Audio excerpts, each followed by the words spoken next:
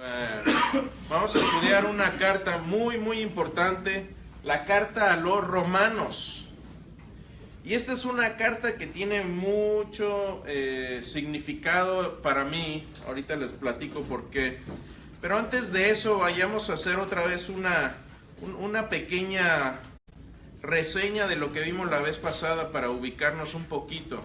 Estamos por ahí estudiando la carta a los Romanos. Y si lo ubicamos, está ahí en verde, y estamos en lo que es el tercer viaje misionero de Pablo.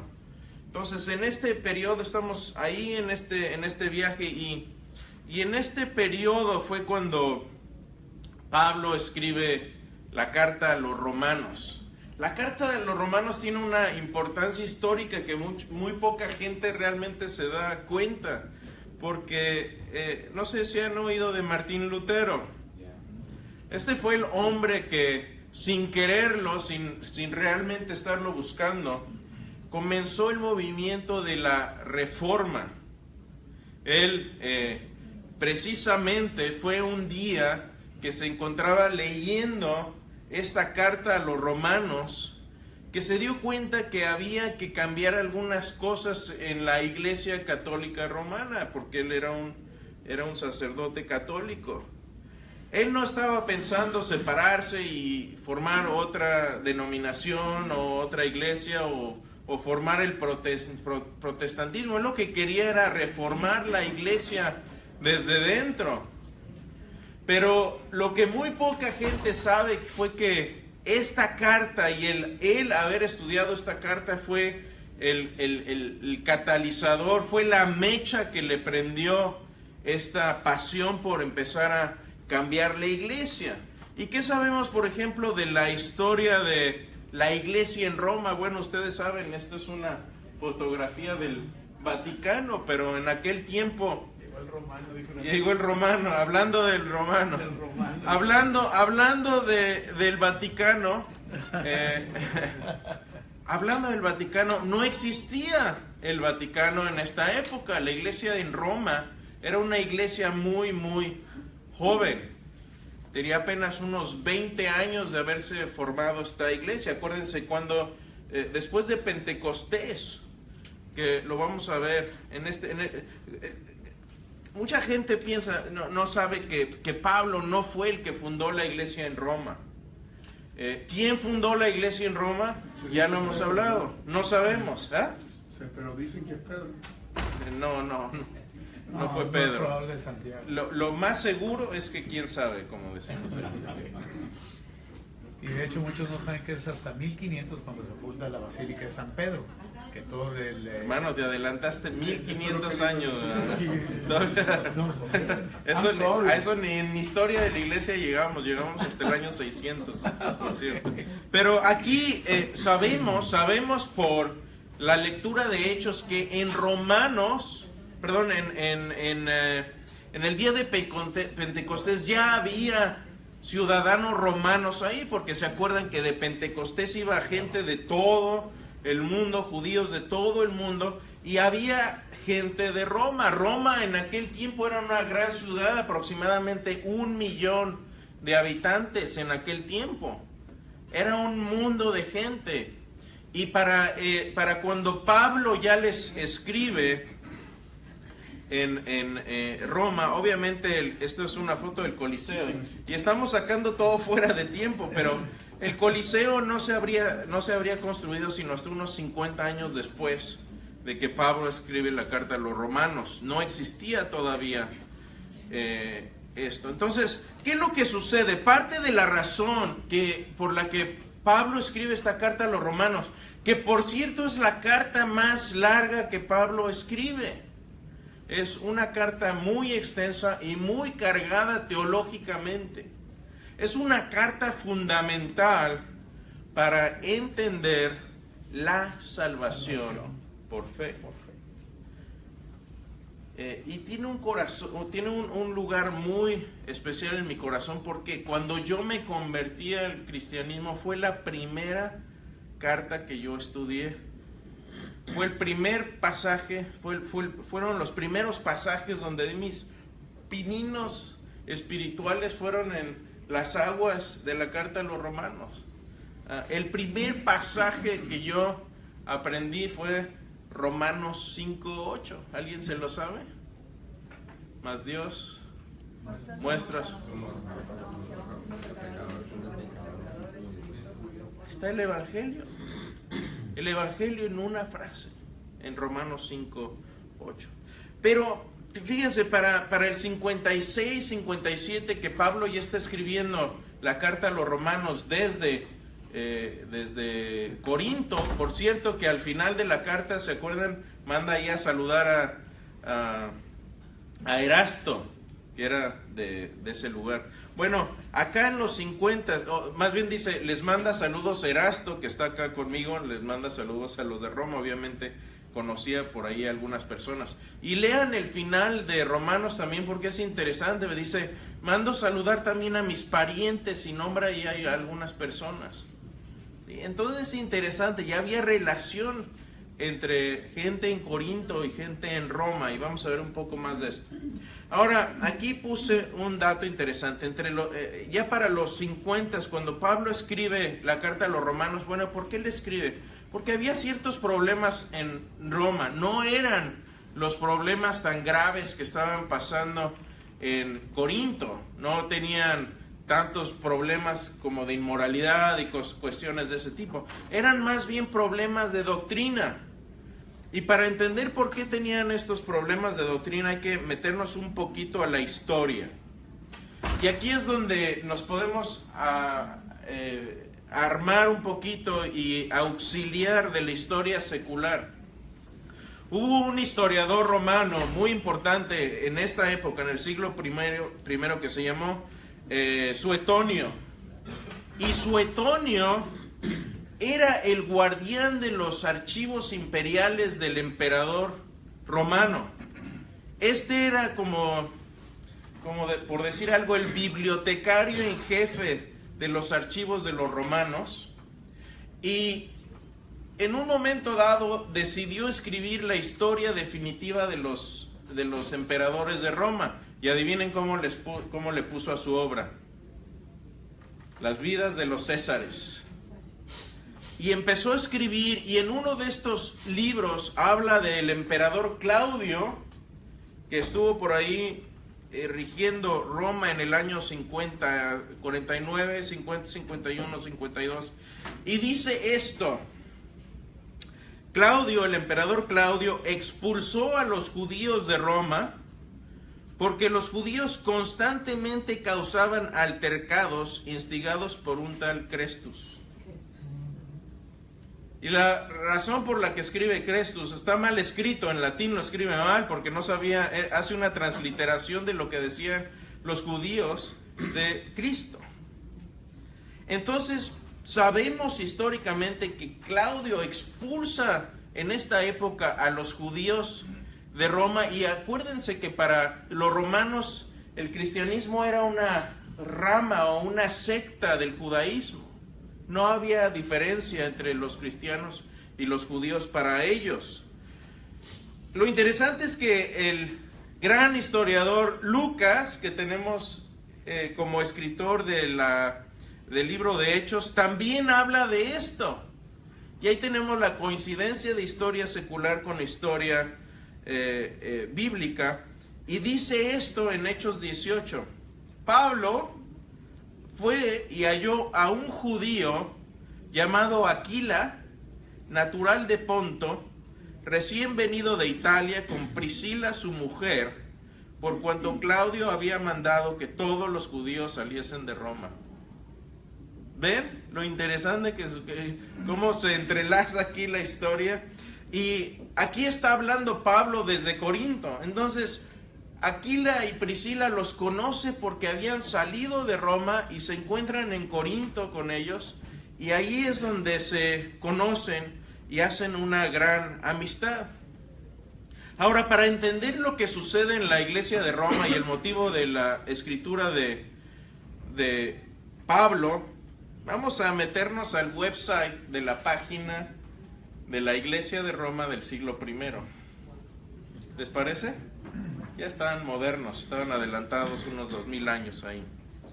Pero hipotéticamente, si fuéramos a la página de web de la iglesia de Roma del siglo I, entraríamos y veríamos allí un menú y veríamos historia, quién es el staff, qué actividades, qué creencias tienen, todo esto. Y en la historia diríamos que se inicia por un grupo de judíos que escucharon la historia de Jesús en el día de Pentecostés en Jerusalén y después llevaron este evangelio a Roma, y así es como crece la iglesia en Roma. No sabemos quién exactamente, pero alguien ahí. Si viéramos quiénes son los líderes de la iglesia allá, veríamos que el pastor era un judío, el pastor de jóvenes era un judío, el evangelista principal era un judío, el tesorero un judío, la alabanza era un judío, y bueno, como somos serían una iglesia multicultural, tendrían también judíos y gentiles como ujieres.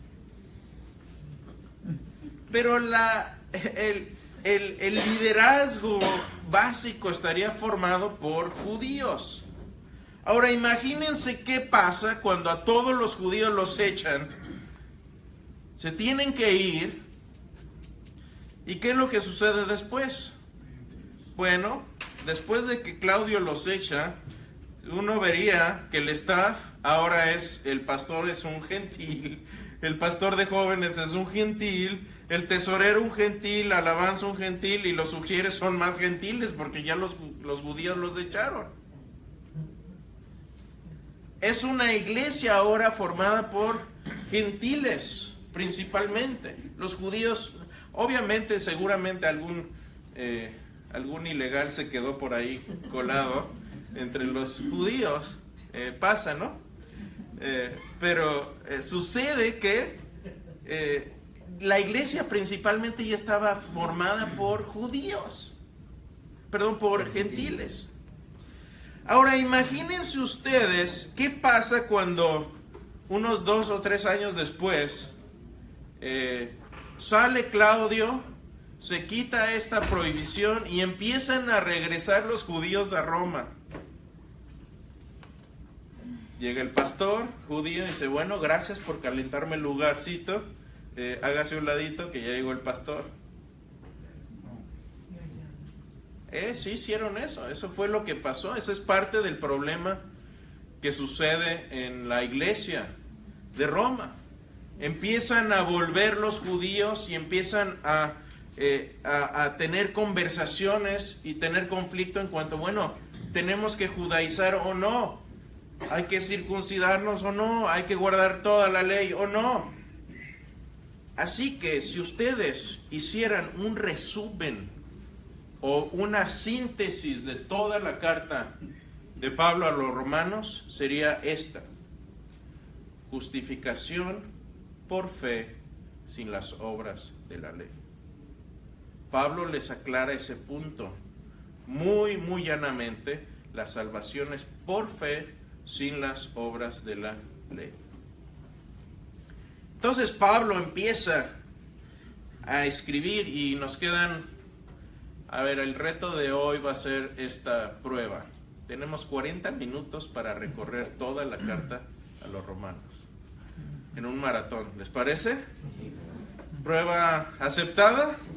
A ver si la superamos. ¿Listos? Ya me están tomando el tiempo ahí, miren. Esta mara. Ok. Empecemos. Este es el contexto en el que escribe Pablo. Salen los judíos, están los gentiles unos 3 años, 2-3 años más o menos, y después empieza a volver el liderazgo de los judíos a la iglesia de Roma, empieza a haber este conflicto de doctrina entre los judaizantes y los gentiles, y Pablo escribe esta carta de aclaración para ellos. Y entonces escribe como apóstol, como alguien con autoridad, alguien que habla la verdad, que está buscando la verdad y cree en la verdad del evangelio. Cuando Pablo habla del evangelio, ¿a qué se refiere? ¿Perdón? buenas nuevas. ¿Y cuáles son esas buenas nuevas? Crucifixión, resurrección y deidad también podemos hablar. Pero siempre que Pablo habla de las buenas nuevas, habla de la cruz y habla de la resurrección, por lo menos. Entonces así habla a todas las naciones, no nada más a los judíos y a griegos, sino a todos. Y empieza diciéndoles, este mensaje es un mensaje del que no me avergüenzo. No me avergüenzo del evangelio. ¿Por qué? Porque es poder de Dios para salvación. ¿Para quiénes? No solamente para los judíos, sino para los griegos también. Ven cómo empieza a hacer lazos de unión entre ambos. Este evangelio no es nada más para un grupo, o para el grupo que se quedó, o para el grupo que se fue. Es un evangelio para todos. Sin embargo, aquí hay un gran problema. Y el problema se llama pecado. Dije la palabra. Fíjense ahora, hermanos y amigos, muchas veces en la iglesia ya no se utiliza esta palabra, es casi ofensiva. Pero este es el punto central de Pablo en la carta, y así es como empieza. Me encanta cómo empieza Pablo, y coincide con lo que decía C.S. Lewis, el autor de las Crónicas de Narnia. Decía, el cristianismo no va a tener sentido en la vida de una persona si empezamos con las buenas noticias. Uno no puede entender el cristianismo si empieza con las buenas noticias. Uno tiene que empezar con las malas noticias para poder entender el evangelio. Si no, no va a entender para qué murió Jesús, para qué fue crucificado, para qué resucitó. Uno tiene que empezar con las malas noticias, y eso es precisamente lo que hace Pablo en esta carta. Desde el capítulo 1 dice, hay un problema con la humanidad, y es la maldad que hay en el corazón del hombre. Y no solo eso, el problema no es nada más la maldad del hombre, sino que hay un juicio divino, porque Dios es justo. Nuestra queja más grande contra Dios es, Dios, ¿por qué no terminas con el mal que hay en el mundo? Destruye todo el mal que hay en el mundo. Y yo me pregunto, si Dios hiciera esto, si estaríamos aquí el próximo minuto que Dios hiciera eso. Pero queremos justicia, y Dios va a hacer justicia. Pero si Dios hiciera justicia hoy, ahora, y nos diera todos lo que merecemos, ninguno entraría al cielo por sus propios méritos. Ese es el centro del mensaje de Pablo en este capítulo 1. Y para que los judíos no se levanten el cuello, les habla a ellos. Dice, y ustedes, hermanos judíos, no están mejor tampoco.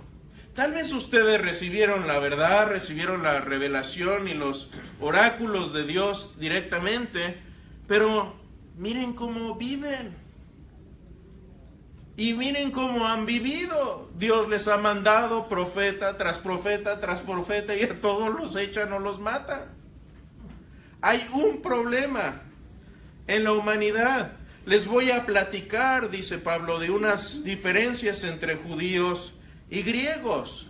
La diferencia es que los judíos tienen la Torá, tuvieron esa gracia especial de Dios de ser el pueblo escogido por medio de quien Él decide revelarse a todo el resto de la humanidad, y como dijo a Abraham, revelarse a todas las naciones y bendecir a todas las naciones.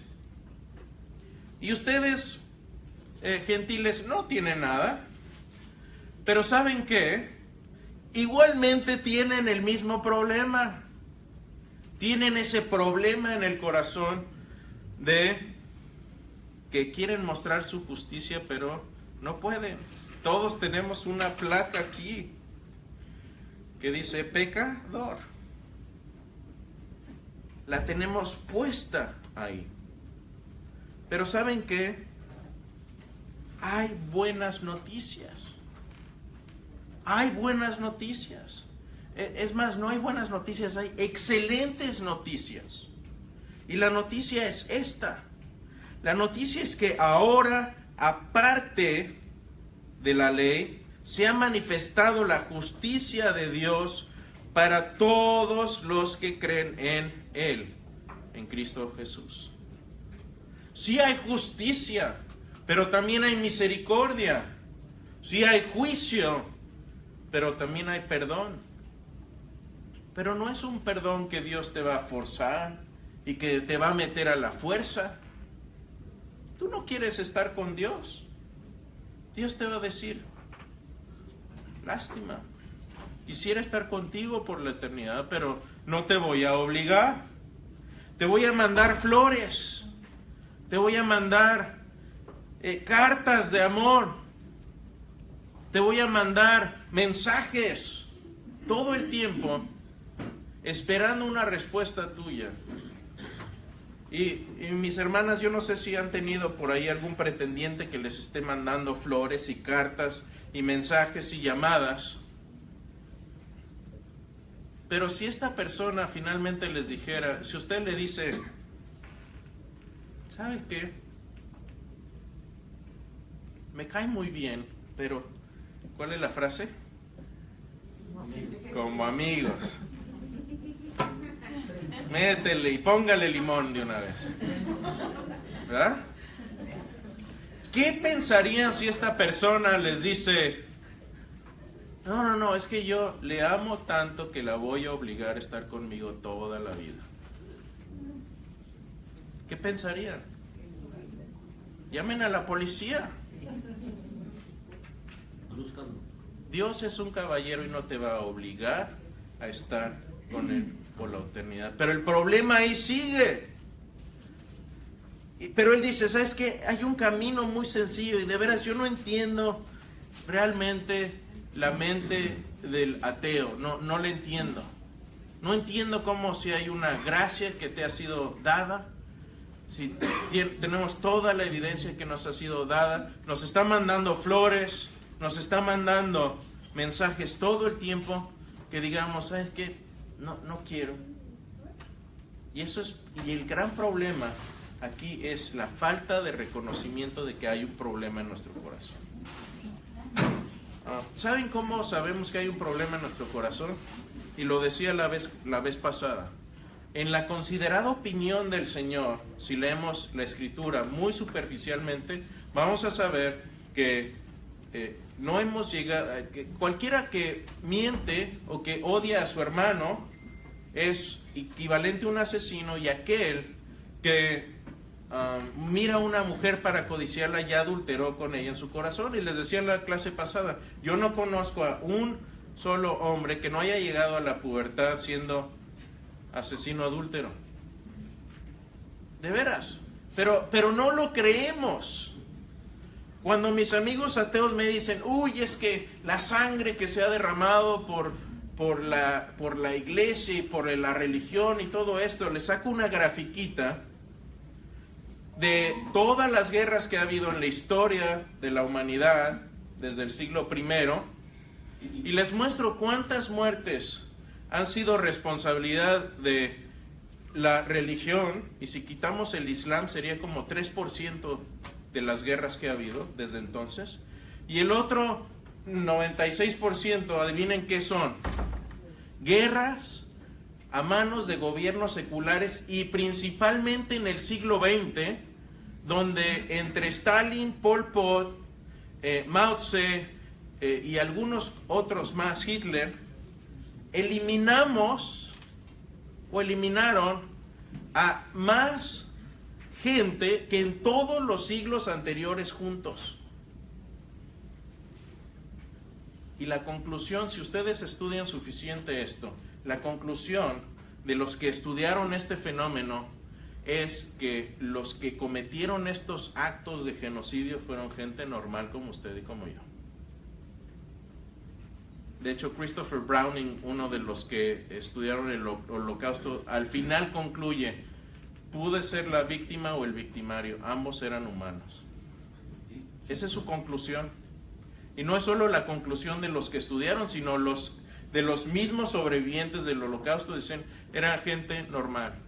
Himmler, Eichmann, todos estos que cometieron genocidio en la Segunda Guerra Mundial, eran gente normal. Y eso era lo que asustaba a muchos de los que los entrevistaron. Pero el tema de esto es la gracia. A pesar de esto, a pesar de este problema, tenemos un puente, y esto es verdad, no solo para la gente del siglo I, para los romanos, es verdad para toda persona, en todo tiempo y en todo lugar. Es verdad para ustedes y para mí hoy, aquí, en este momento, el 22 de abril del 2018. Es verdad para nosotros. Hay gracia, hay perdón, hay justificación y hay redención. Hay perdón para el que quiera ir a este perdón. Pero ¿cómo eso? ¿Cómo es que Abraham alcanzó gracia? ¿Porque hizo buenas obras? ¿Porque hacía holocaustos muy lindos? No, porque Abraham creyó y le fue contado por justicia. Y esto fue antes de que hubiera 10 mandamientos, antes de que se instituyera la circuncisión, incluso antes de que se instituyera la ley. Y esta fidelidad de Dios trae paz. El amor de Dios a veces nos va a traer sufrimiento, pero el sufrimiento trae perseverancia, la perseverancia trae carácter y el carácter trae esperanza. Este pasaje que les decía es muy significativo para mí. Aquí a la izquierda puse una foto que tomé un día que estaba en la universidad, que es una universidad cristiana en donde hice mi maestría, en la Universidad de Bayola, y me sorprendí, me agradó ver este pasaje en un jardín muy bonito que le llaman el Jardín de la Escritura. Y uno pasa por este lugar, es un corredor y a los lados viene escritura, entonces uno puede estar ahí paseando en el jardín leyendo estos versículos en la Biblia, y me encontré con este pasaje que es el primer pasaje que yo memoricé, y me lo enseñaron porque enseña el Evangelio de una manera muy concisa. Dios muestra su amor para con nosotros en que, siendo aún pecadores, Cristo murió por nosotros. ¿Se dan cuenta? Hay tres palabras claves aquí. Primera palabra clave es Cristo. Segundo es pecado. Y tercero es amor. Por amor, a pesar de ser pecadores, Cristo murió por nosotros. Ese es el Evangelio. Ahí lo único que agregaría es, no se quedó muerto, resucitó al tercer día. Esto es el Evangelio. Estábamos enemistados en contra de Dios, pero ahora por medio del amor de Cristo podemos pasar una eternidad con Él. Y Pablo aquí hace una analogía muy interesante. Dice, por medio de Adán, por medio de un hombre, vino el pecado al mundo. Así como esto sucedió, también a través de un hombre llegó la justicia de Dios al mundo y vino el perdón. Algunos a veces me dicen, pero ¿cómo es justo que todos estemos pecando, pero estemos sufriendo por el pecado de uno o de dos? Yo les recuerdo, empezó ella. Pero bueno, no, los dos. Igualmente de culpables ambos. Digo, ¿y cómo es justo entonces también que un justo haya muerto por todos los injustos? Creo que hay un equilibrio cósmico impresionante que Dios inyecta en el mundo. A través del pecado de uno todos hemos sido condenados. Y por cierto, nosotros no somos condenados por el pecado de Adán. Somos condenados por nuestra propia maldad. ¿De acuerdo? O sea, que nos quede eso bien clarito, porque dice, culpa de Adán. No, a ver, hermano, ¿qué estabas viendo ayer?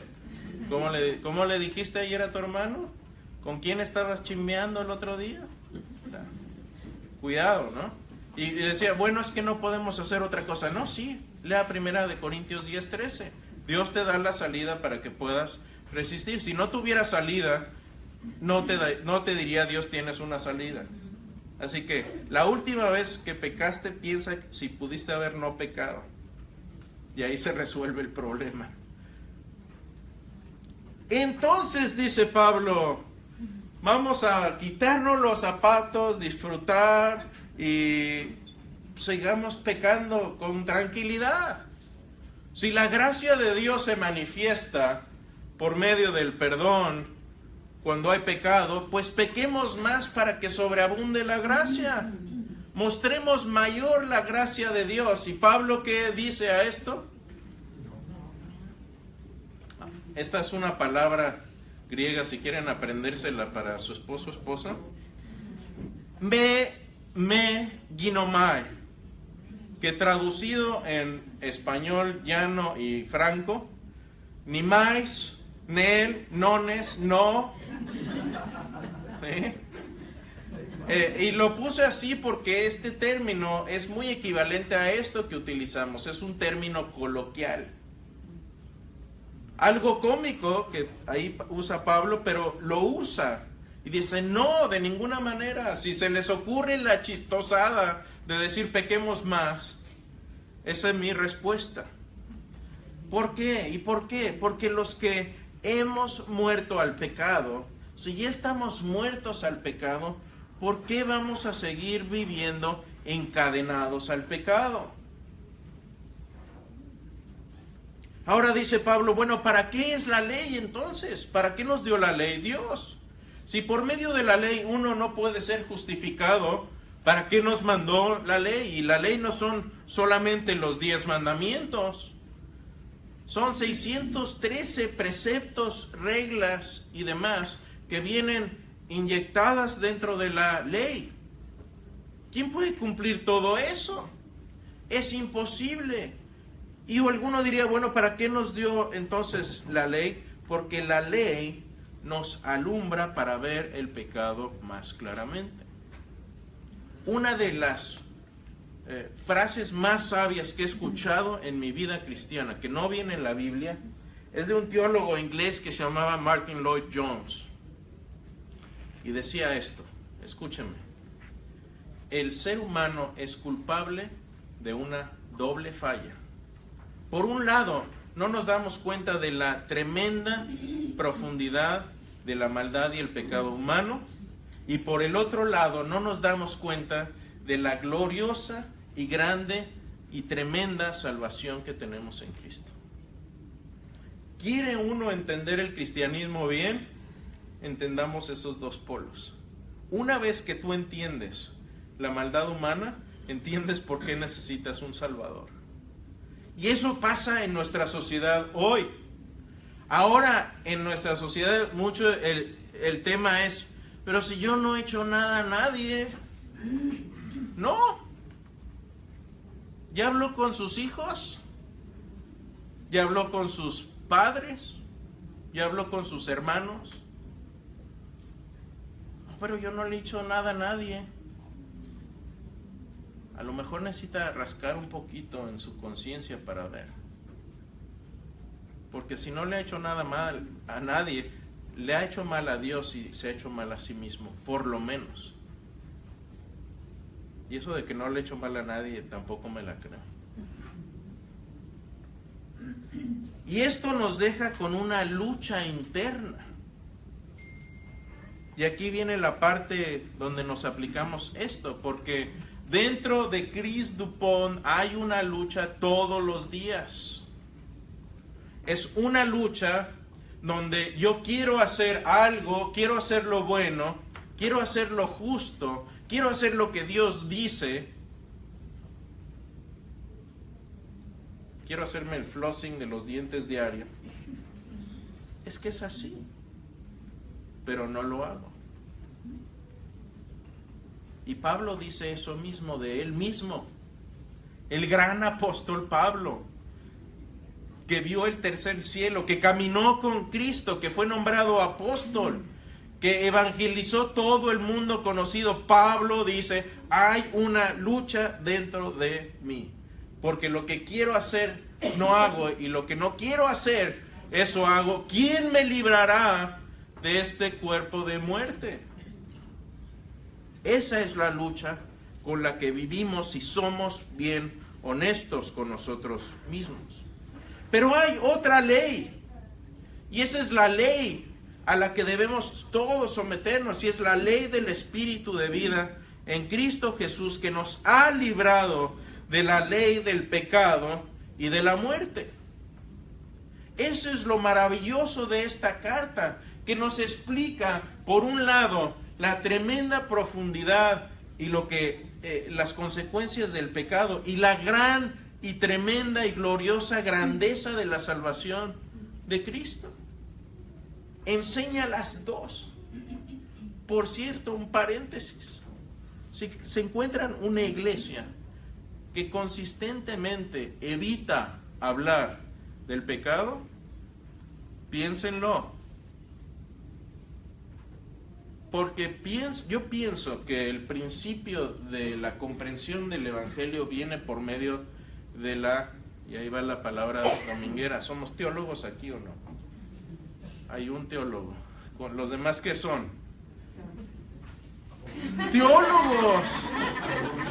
La apologética es rama de la teología.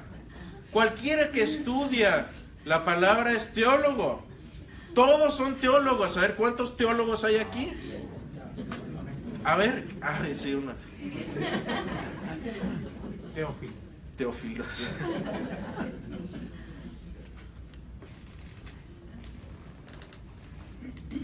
Muy importante que la palabra es amartiología. Amartios quiere decir pecado en griego. Esa es la rama de la teología que estudia la cuestión del pecado. Si en tu iglesia no se habla ya del pecado, solamente te hablan cosas bonitas al oído, lo que la gente quiere escuchar, ya se dejó de predicar el Evangelio. Porque uno no puede entender el Evangelio sin entender la necesidad del Evangelio. No sabes venderle a la gente el Evangelio, empieza a hablarles un poquito de la maldad humana. Ahí sale todo. Y les voy a decir con toda honestidad, entender y profundizar en la cuestión de la depravación humana a mí me ha cambiado la vida. Porque cuando uno dice, no, es que yo no hice nada, entonces Dios no te puede salvar, porque no necesitas salvación. Y a veces el problema es precisamente que no haces nada. Exacto. Bueno, ¿en qué sentido que no haces nada? Uno puede ver una acción y la postura de uno es también neutral.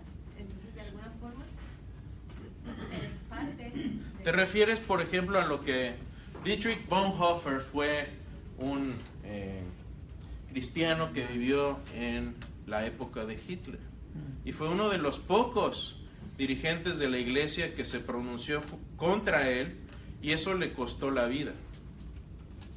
Pero él lo que decía es que el guardar silencio es una acción, y el no hacer nada es hacer algo. Dios no nos encontrará inocentes cuando podemos hacer lo bueno y no lo hacemos. Bonhoeffer estaría muy de acuerdo contigo, y le costó la vida, porque él vio lo que Hitler estaba haciendo. El resto de la iglesia se quedó silenciosa, no todos obviamente, pero la compró, puso a sus propios canchanchanes metidos en su política, pero hubo varios valientes, pero les costó la vida, pero hicieron lo correcto. Y dice Pablo, aún en nuestras oraciones tenemos ayuda de Dios, y Dios está con nosotros. Tenemos esa conexión con el Padre, y esa conexión con el Padre nadie la puede truncar, nadie la puede destruir, porque nada nos va a separar del amor de Dios. Ni lo alto, ni lo profundo, ni principados, ni potestades, ni las edades, ni el tiempo van a poder separarnos del amor de Cristo. Todo esto que estamos hablando tiene un fundamento que es el amor de Dios. Y creo que no hay insulto más grande a una persona cuando nos da toda su vida, todo su amor, se sacrifica por nosotros y nosotros le escupimos en un ojo. Es como si estuvieras en la guerra, en un grupo, con un grupo de tus compatriotas, tus soldados, y lanzan una granada, y una persona se lanza sobre la granada para proteger a todos los demás, y muere. Y si pudieras decirle algo después, le dirías: ¿qué desperdicio? ¿Cómo creen que sentiría esa persona?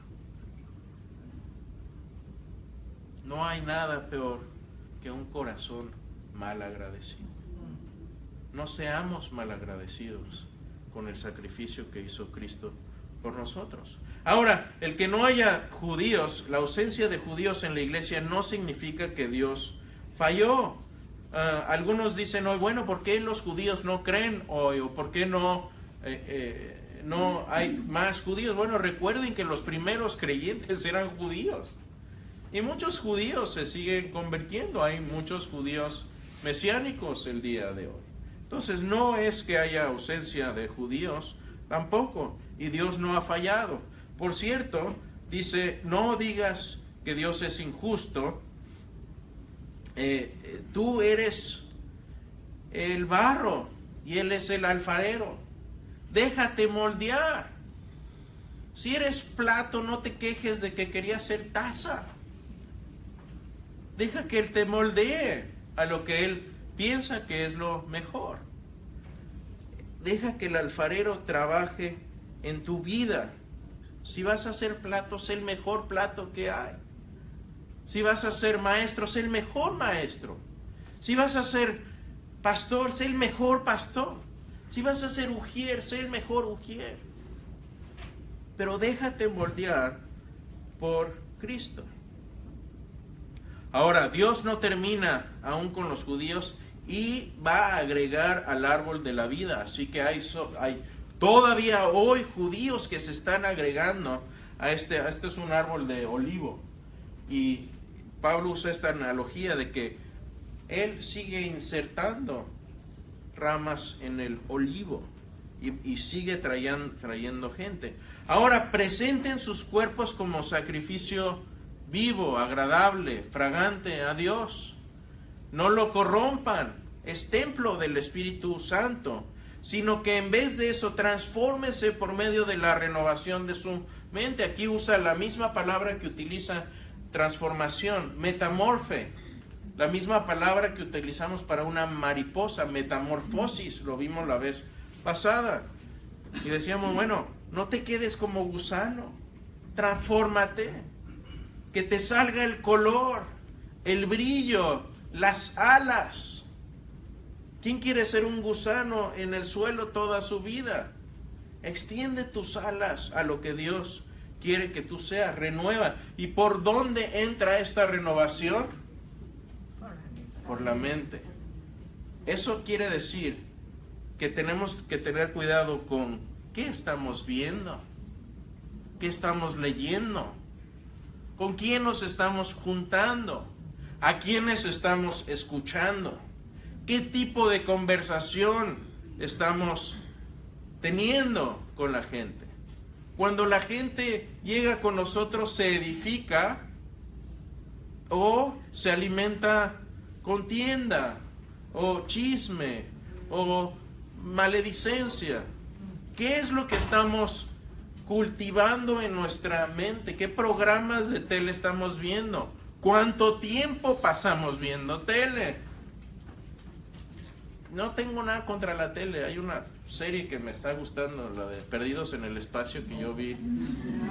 Yo veía hace como... O sea, a las 3 de la... ¿Cómo? ¿Cuándo salió? La primera salió creo que en 1965. Sí, Y yo ya tenía 20 años cuando salió entonces, ¿no? Pero sí, no le agarraron ahí, ¿no? No, yo ya la veía de niño y se la enseñé a mi hija para que viera lo que era esa serie en aquel tiempo y dice, no tenían sentido de moda, papá. Digo, bueno, era lo que teníamos. Pero cuidado con lo que veamos, doctores. Cuidado con lo que veamos. Peligro, Will Robinson. Todos deberíamos tener un robot de esos, ¿no? Que nos diga, cuidado, ahí viene el pecado, Will Robinson. Pero transformémonos. Si pasamos tiempo con Dios, tiempo en su palabra, tiempo estudiando acerca de Dios, y nos hacemos teólogos, y no solo teólogos de cabeza, sino que lo que tengamos en la mente va a ser lo que va a ser reflejado en nuestra habla, en lo que vemos, en cómo trabajamos incluso. Y tiene una enseñanza práctica aquí Pablo. Ya que te renovó Dios la mente, no te creas mucho. No digas, uy, ya tengo mi doctorado en teología, ya tengo mi máster, ya hice mis certificados, ya estuve en fundamento firme. No te creas mucho, porque lo más importante es cómo vas a usar esos dones. ¿Los vas a guardar para ti o los vas a compartir? ¿Vas a ser de bendición para otros? O, como hablábamos la vez pasada, el regalo te lo vas a guardar. Ese tesoro que tenemos como en vasijas de barro, ¿lo vas a usar para compartir? ¿O te lo vas a, como Rico MacPato, a guardar? Y por cierto, dice, el amor genuino aborrece el mal. Y cuando encuentres el mal, no seas vencido de lo malo, sino vence con el bien el mal. La gente, dijo Jesús, si hablamos el evangelio, la gente nos va a odiar. Pero dice Jesús, a mí ya me odiaron primero. Entonces, si les odian, a lo mejor están haciendo algo correctamente. Si nadie sabe que eres cristiano, cuidado. Y aquí viene una difícil. ¿Quién ya acaba de pagar sus impuestos? Los demás, ¿qué pasó? No se preocupen, no es tiempo de... Eso es con ustedes y con el tío Sam. Pero dice Pablo, oren por los oficiales de gobierno y paguen sus impuestos. Y créanme, hay gobernantes por los que no me dan ganas de orar nada. Pero dice Pablo, hay que orar por ellos. Y Pablo vivió en un tiempo donde los gobernantes eran de lo más indeseable. Y Pablo mismo y Pedro mueren bajo persecución del gobierno romano, bajo el emperador Nerón. Ahora, un consejo práctico, no debas dinero a la gente, a tus vecinos, sino que débeles nada más una deuda de amor. Ten cuidado a quién pides prestado y cómo pides prestado. Ama a los hermanos débiles. Y por cierto, hermanos judíos que están ahí, que a lo mejor se están creyendo mucho, y esto no lo dice Pablo, pero me imagino que por eso puso esta nota ahí. Llevo el dinero que dieron los griegos para los hermanos en Jerusalén. Bueno, ¿a ellos qué les importaba? Pero Pablo era sabio. Y yo creo que les pone esta nota para bajarles un poquito el ego a los hermanos judíos en Roma. Y decirles, ¿saben qué? Estos están actuando en amor, viendo una necesidad y están actuando sobre ella en vez de estarse peleando por cosas teológicas. Así que algunos puntos para casa. 1 o 2 minutos para alguna pregunta, duda, aclaración, cuestión que les queme, les carcoma el alma, que tengan que sacar?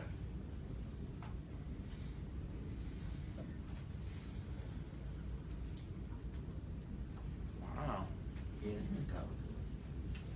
O muy bien explicado, ya se durmieron todos, la mitad.